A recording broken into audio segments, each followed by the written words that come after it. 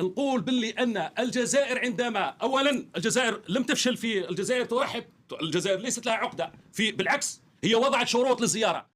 رد الجزائر تنتظر، انا قلت لك الشروط الخمسه واضحين، والرئيس عبد المجيد تبون قال بان الزياره يجب. طيب لم تلبى هذه الشروط، كيف شروطها؟ ما سيكون موقف الجزائر؟ في الحقيقة لا نناقش زيارة ماكرون إلى الرباط أو إلى جهة أخرى، القضية ليست، وهذه لا تدخل في هذا شأن يهم الدولة الفرنسية مع الدولة المغربية، هذا لا يهم القضية. ما تهمنا اليوم نناقش قضية دوران أو الرد التي قام بها ماكرون ضد موقف وقرار أممي الذي نعتبر أن فرنسا هي أحد أعمدة مجلس الأمن، راهي عضو دائم، كيف يعني لا تحترم هذه الهيئة وهذا القرار الأممي أو قرار مجلس الأمن الذي جاء في 1991 في قضية إجراء استفتاء على الصحراء الغربية التي تنكرها لها أمثال هؤلاء.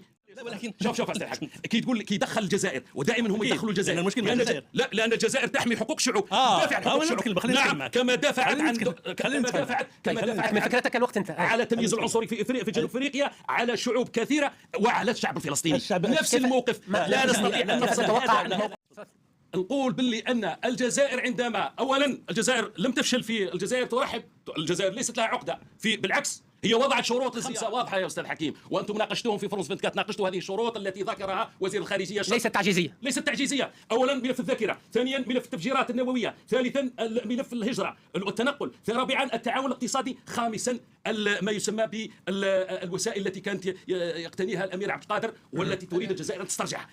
هذو خمسه لحد الان نعتقد ان الإليزي ما زال لم يتفق. وانا كي تقول تيار، انا نقول لك تيار ضاغط على السلطه في الإليزي على انه يستعدي الجزائر، وهذا التيار هو الان اليمين المتطرف. اليمين المتطرف هو الذي شفنا سيوطي هذا الامين المسؤول الاول في حزب لي ريبوبليكا مشى كم من مره للرباط. شفنا ما يسمى بهذه الزيارات التي جاءت، زياره وزير الخارجيه جوليك ميلونشون زياره وزير الخارجيه في فيفري الذي مهد لما قام به ماكرون الان يسوق الفشل الداخل ويسوق ايضا فشل هو على السياسه. موقف الجزائر يا استاذ اجري الاستفتاء، لماذا التخوف الاستفتاء؟ لماذا هذا التخوف؟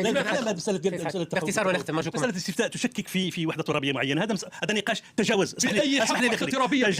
تجاوز. أنا أقول لك على أن الدولة الجزائرية لا زالت طرف داخل الدولة الجزائرية يراهن ويغامر بمصالحه الاقتصادية والسياسية في صالح رمز من الاشخاص لا يتجاوز عددهم اقل من سكان مدينه مغنيه، اقل من سكان مدينه مغنيه في الجزائر. طيب انتهى الوقت. اقل من المغرب الذي طبع مع الاحتلال. لا هذا نقاش اخر. وباع مصالح المغرب عن الجزائر على مصالحها وعلى مصالحها. اسمحوا حكيم. مساله التطبيع سوف اقول لك المغاربه قاطبه كلهم مع الصحراء المغربيه، لكن ليس كلهم مع التطبيع، وهذا الشخص الذي امامك هو ليس مع التطبيع لكنه مع الصحراء المغربيه.